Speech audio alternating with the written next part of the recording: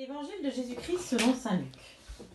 Le même jour, c'est-à-dire le premier jour de la semaine, 2 disciples faisaient route vers un village appelé Emmaüs, à 2 heures de marche de Jérusalem. Et ils parlaient entre eux de tout ce qui s'était passé. Or, tandis qu'ils s'entretenaient et s'interrogeaient, Jésus lui-même s'approcha.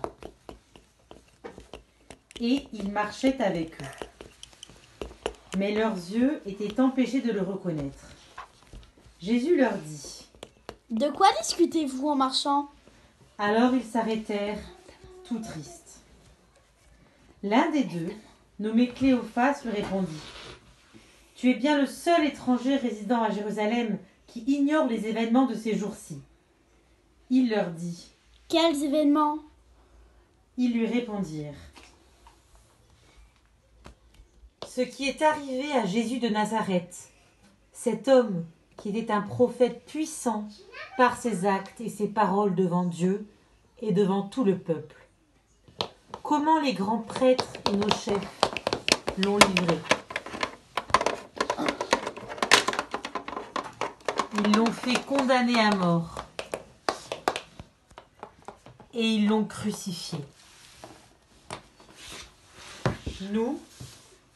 Nous espérions que c'était lui qui allait délivrer Israël.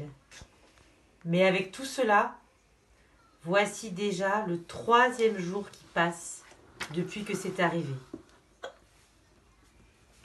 À vrai dire, des femmes de notre groupe nous ont remplis de stupeur.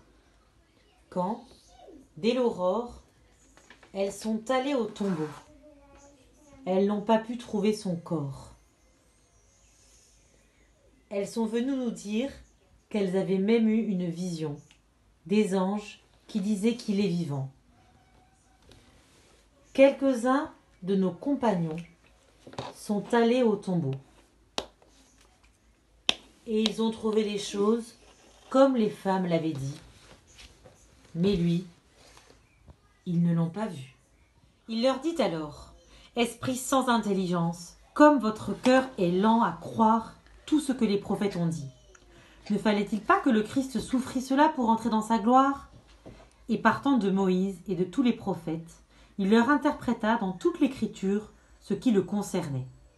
Quand ils approchèrent du village où ils se rendaient, Jésus fit semblant d'aller plus loin, mais ils s'efforcèrent de le retenir. « Reste avec nous, car le soir approche et déjà le jour baisse. » Il entra donc pour rester avec eux.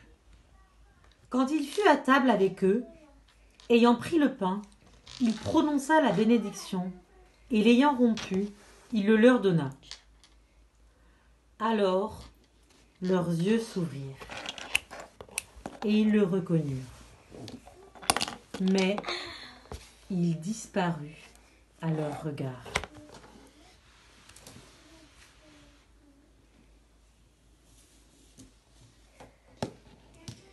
Ils se dirent l'un à l'autre : notre cœur n'était-il pas brûlant en nous, tandis qu'il nous parlait sur la route et nous ouvrait les Écritures ? À l'instant même, ils se levèrent et retournèrent à Jérusalem. Ils y trouvèrent réunis les 11 apôtres et leurs compagnons, qui leur dirent : « Le Seigneur est réellement ressuscité, il est apparu à Simon-Pierre. » À leur tour, ils racontaient ce qui s'était passé sur la route et comment le Seigneur s'était fait reconnaître par eux à la fraction du pain.